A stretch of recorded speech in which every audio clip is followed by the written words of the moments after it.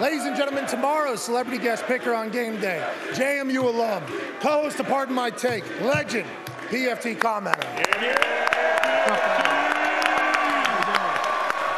It looked amazing out there on the floor. Holy crap. Shout out to everybody that came out today. I'm excited to get back to Harrisonburg, man. This is going to be a great weekend. Hey, PFT, listen, I couldn't hear a word you just said there, but real quick, these people would like to say hello to you.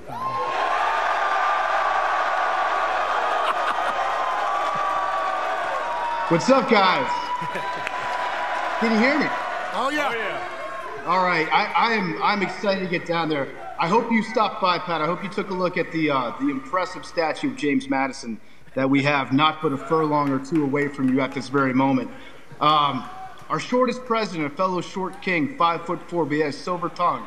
I take after my guy, Jay Matty, and I'm pumped to be back there this week. I can't even wait to get back to the club. I know they can't wait for you to get back here. Obviously, they've shown up in a big way for this particular program. Tomorrow, they're expecting to break records that College Game Day has had. When you went to school here, obviously you felt this incredible culture and everything. But now with what the NCAA has done and ruled against this Dukes team, it feels like there's just a different vibe here, but I might be wrong, PFT. It's us against the world. Us in Michigan, we're America's teams right now. I feel like JMU, people are lining up behind us. Like, everyone will take an easy opportunity to go after the NCAA. Nobody likes the NCAA. And the fact of the matter is that JMU has proven for the last 2 years that we belong. Not only do we belong, but we're one of the best. So I'm glad that the eyes of America are on JMU right now. It's been incredible to see what they've done here. The team is awesome. We're rolling. Man, it honestly does feel surreal to me. Because back when I was at James Madison, it was like football was great. Don't get me wrong. We won a national championship there in 2004. People forget about Justin Riscotti and that whole crew. But we've got a pedigree, but now it's like to this whole next level that I could never even imagine.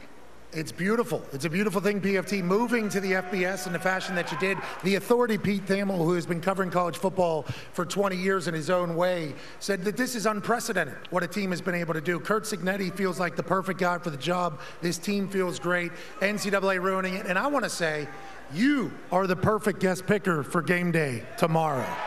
And when it was announced yesterday, there's a lot of people that thought it was McCockner or a fake tweet or whatever. It's over 12 million views. I think it's the most viewed post of any guest picker. And it's because these people love you, and you are an absolute legend, pal. You need to know that. It might be a lot of people looking at it being like, wait, is this real? Who is this? Like, I'm getting a few of those. But I'm very thankful that ESPN has welcomed me back on the airwaves. I'm going to double my time spent on ESPN in this one show. So I'm very proud to do that. Hopefully I won't get game day canceled. That's my mission. That's going to be tough to do, but I think I can handle that one. Pat, I just want to say, before you start making eyes at Cignetti, you're saying a lot of nice things about Cignetti. That's right. And he's a West Virginia boy. And he's got the pedigree. You keep your hands off Curt Cignetti, Pat. I'm warning you right now. Don't get any ideas. Don't think that he's going to go. Don't you steal him at West Virginia because he's a JMU coach, okay? I didn't even think about that. This is a destination job, and you keep your hands off Curt. I didn't even think about that, because how perfect it was. He walked out here, PFT, earlier, grabbed the microphone. Okay, he walked out here. First coach to ever do this. Grabs the microphone, turns to the crew, and he goes, "Do we like the NCAA?" Live on the show.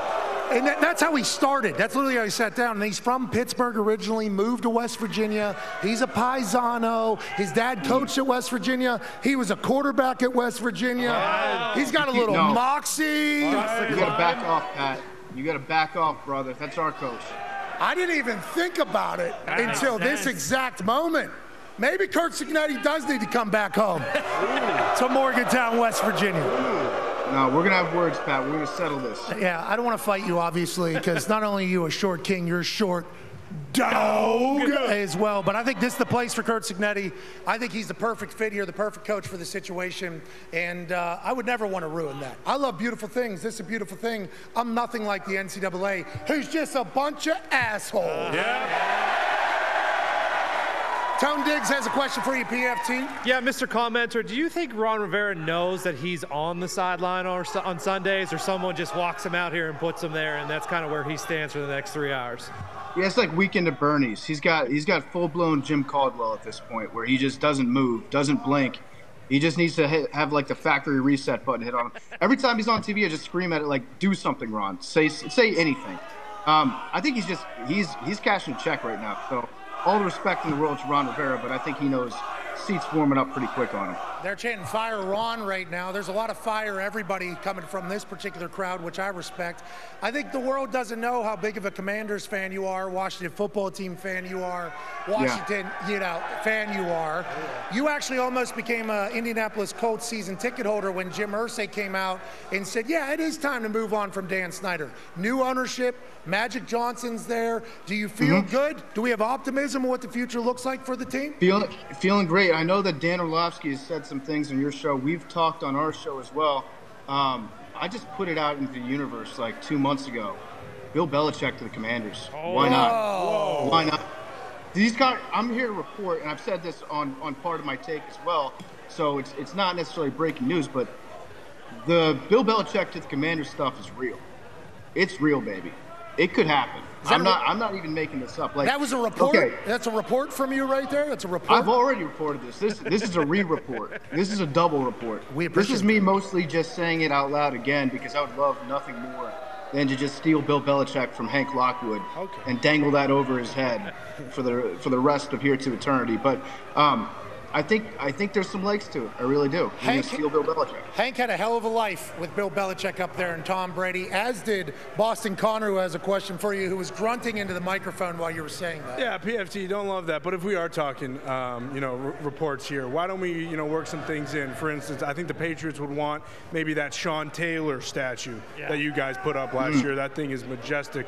And then this guy who you guys also have, they might want Sam Howell. When you look at Sam Howell, PFT, and you're thinking about like moxie on the scale of like Taylor Heineke to Ryan Fitzmagic in Buffalo, where do you put Sam Howell's moxie, and is he the best quarterback in the NFL, at least the NFC East? I think he's definitely proven himself that he's the guy, and you can't take the Sean Taylor statue. That means too much to the people of Greater Raleigh, Maryland. That thing is amazing.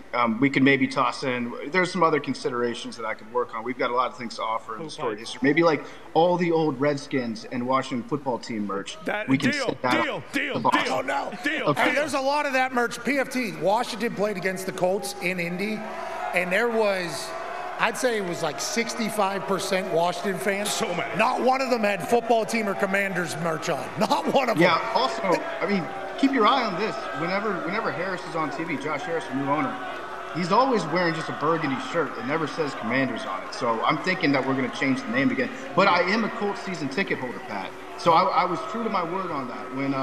When Mr. Irsay came out there and was smoking a stove or smoking a cigarette in the golf cart and going after Dan Snyder, I was like, I love this guy. This is my dude.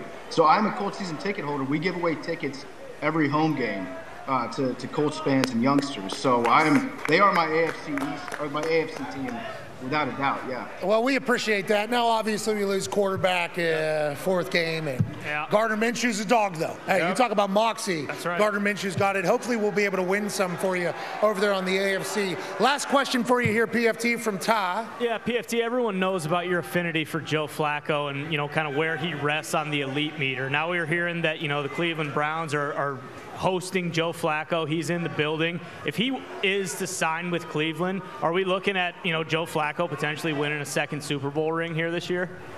I think we are. In fact, I just fired a missile at it on the old Sportsbook app. So I'm in. I'm at 50-1 odds. I'm looking to make a cool 50 G's off it.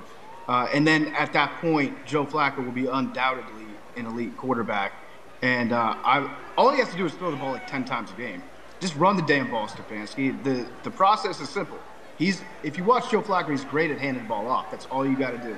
Hand the ball off, don't turn the ball over, and fire up some of those old intentionally underthrown deep balls where you get a pass interference every now and again. And that's the recipe for winning football. He was ahead of his time. A lot of people doing that now. That became like the thing over the last 3 years. Flacco won a Super Bowl with it long time ago. Yep. He's a forward thinker. Let's talk about another quarterback who threw his name in for the Cleveland Browns. RG3, obviously former Washington football team member and star, won Offensive Rookie of the Year there in Washington. He said he still runs a 4.3, can still throw a football 80 yards and could potentially go to the Browns. What are your thoughts on him getting back into the NFL and leaving the booth? Yeah, I'm not one to ever doubt anything that Robert Griffin says. He seems to he takes a lot of calls. It sounds like every time there's an opening, Robert Griffin is the first person that a GM calls, so he's probably just waiting for the right spot to open up. I don't know what that spot would be, but I will always be impressed with the workout video he put out in 2018, I think. Him and his lovely wife, they were training down in Florida, and he was just throwing footballs at trees. He was asking her, like, point a tree. Which tree should I hit?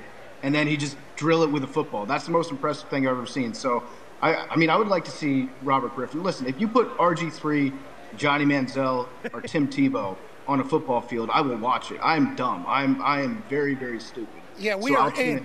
We are all in on that. And speaking of in, there's actually an RG3 jersey here in the crowd. I did not know that James. Look at that. Wow. Yeah, the old alternate there. I like that. Got it. That gets you jacked up a little bit about the glory days. Connor has one for you, PFT. Yeah, PFT, you are a very stylish human being, and there was one quarterback in the NFL who changed their style, Tua Tagovailoa. Hopefully I just pronounced that right. You did. How do you feel about his cornrows, and should you also think about placing that massive bet, winning $50,000 on the Miami Dolphins to win the Super Bowl now that he looks like an absolute weapon? It makes me think they're even more fraudulent than they were before. Wow. I feel like that's the Dolphins, man. Listen, they're fun to watch on offense, but something about those candy-ass colors, that teal, that orange, you put that in a December or January football game, and I don't see them being able to run the ball or stop the run. I'm probably completely wrong about this because they've got the fastest guys in the NFL, and they go like 10 deep with the fastest guys. But this is just like an old-school take that I have. Like, I don't see candy-ass colors winning in December. Hey, live by it, because who knows? It might be accurate. It might be completely wrong. That's what picking games in the NFL is like. Tomorrow, a good slate of college football games. You've been doing your research. You ready for this thing? You're going to go perfect tomorrow? I've tapped into my inner Connor Stallions. I'm ready to roll. Spoiler alert, I'm leaning JMU. What? I haven't figured it out yet. Interesting. I haven't figured it out yet. I got to run all the numbers. I've got the boys in the back on the computers.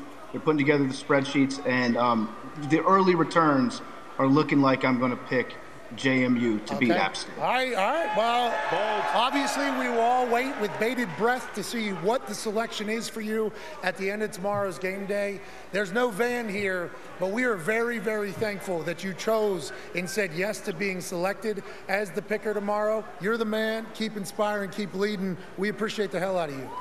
All right. Love you, Pat. Love you guys. And